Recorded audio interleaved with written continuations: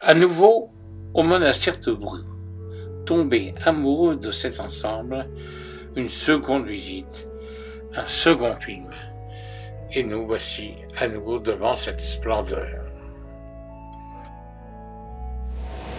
C'est très facile, avec votre voiture vous avez un parking de ce côté du monastère, vous pouvez en faire le tour avant de pénétrer à l'intérieur et d'abord de passer devant la façade. Nous sommes devant l'histoire de France où repose la fille de Maximilien d'Autriche, donc Marguerite d'Autriche, petite fille de Charles le Téméraire. Après avoir contourné le tour de l'église, nous voici devant la façade.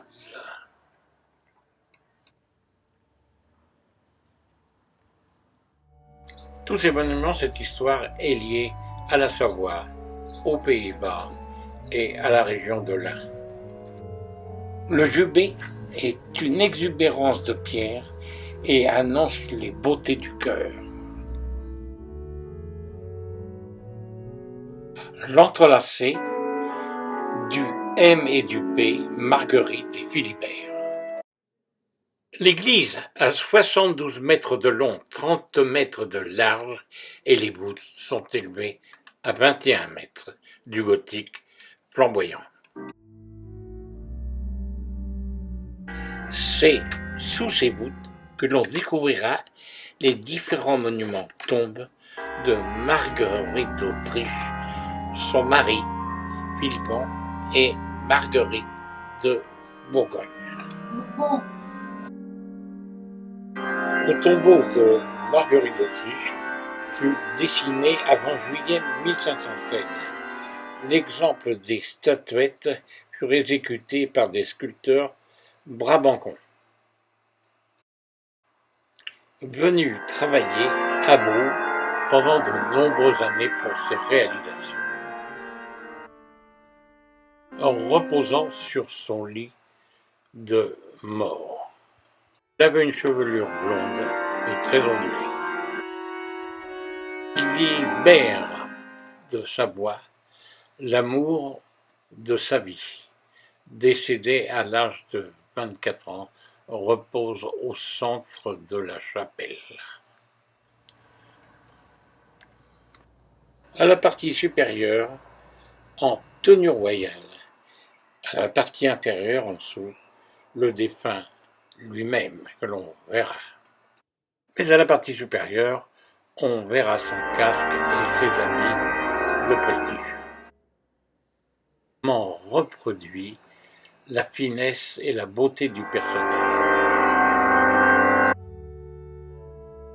Sur la partie droite, le tombeau de Marguerite de Bourbon, comme vous le constatez, à ses pieds, le chien. Elle repose dans une espèce de crèche, si l'on peut dire, splendide, mais toujours la finesse des personnages.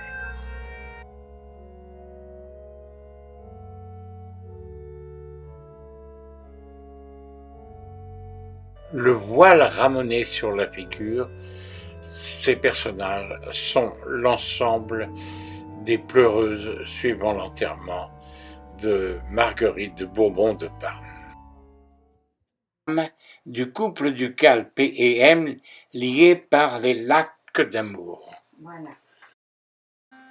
La fortune, infortune, forte une, est celle de la maison de Savoie, Ferte F-E-R-T, à la signification obscure. La devise de Marguerite d'Autriche en 1548.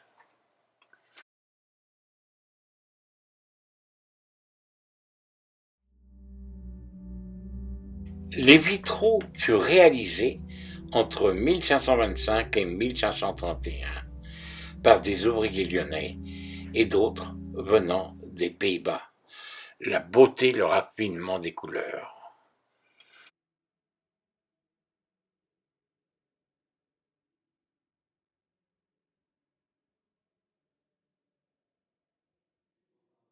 Sur celui-ci, plus précisément, on voit Philibert de Savoie à gauche et Marguerite d'Autriche sur la partie droite.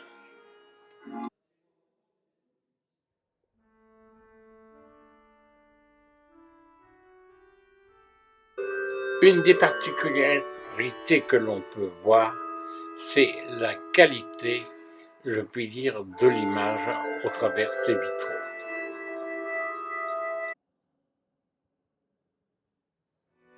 Ces vitraux, par leur transparence, donnent un éclairage extraordinaire sur l'église.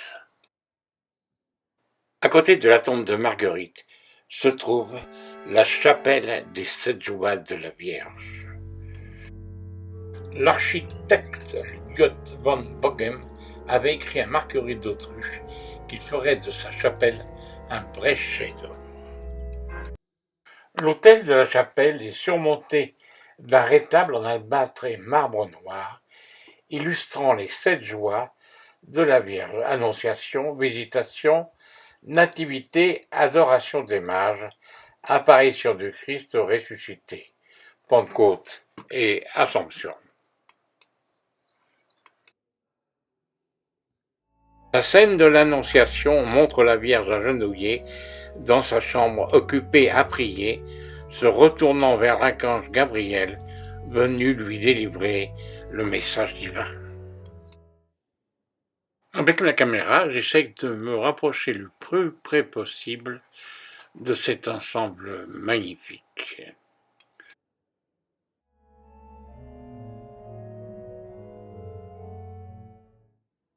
Le travail est d'une très grande finesse.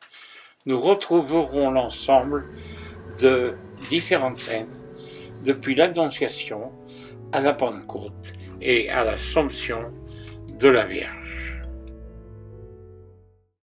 Ce rétable étant très chargé d'histoire que vous n'en voyez qu'un aperçu.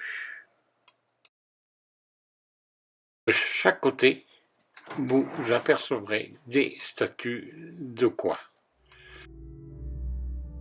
Très important dans cette église de nous attarder sur les stèles. Après la mort de Marguerite d'Autruche, en 1530, le chantier n'est pas terminé. Ces stèles seront achevées le 22 mars 1532 à la consécration de l'église. Le décor est obtenu par des millefeuilles de bois collés superposés, travail d'ébénisterie très fin. 74 sièges seront réalisés. C'est Charles Quint qui finança la fin des travaux. Exécuté sur les parties droite et gauche et tourne droit aux extrémités.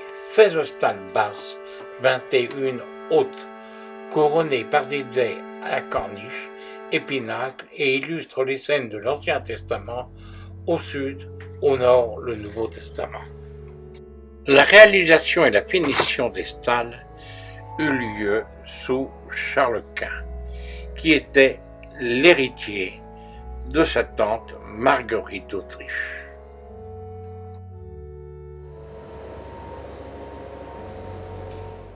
Ces mini-sièges décorés que nous voyons permettaient aux prêtres, aux moines, de rester debout, mais d'avoir les fesses se reposant sur cette partie en bois.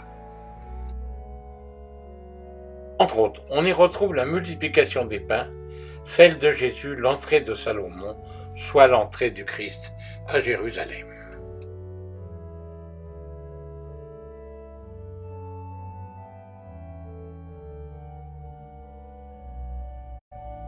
Il serait très difficile de vous expliquer chaque position. Je n'en ai pas la possibilité, mais surtout, prenez votre temps pour les observer.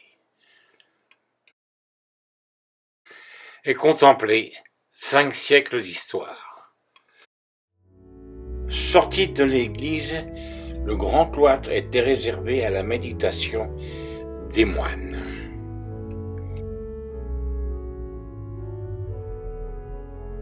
En levant la tête et en vous promenant sous la galerie, nous découvrirons nombreuses sculptures à la base des voûtes, des arcs-boutants.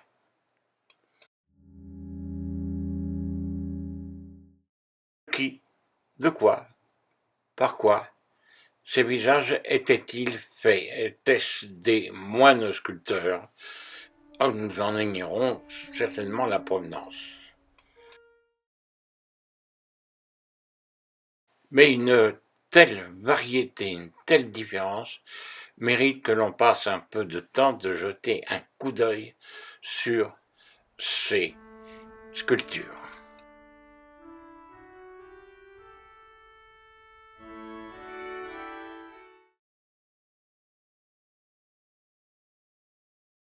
Dans cet endroit que Marguerite d'Autriche avait élu, l'on peut dire, domicile, pour rejoindre la chapelle. Et surtout, observons les toits bourguignons, une véritable splendeur.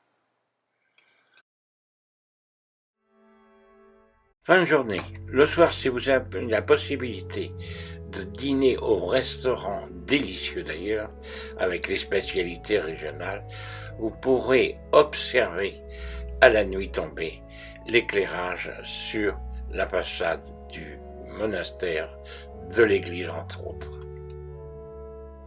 J'espère vous avoir donné l'envie, si vous passez par Bourg-en-Bresse, d'aller visiter ce monastère.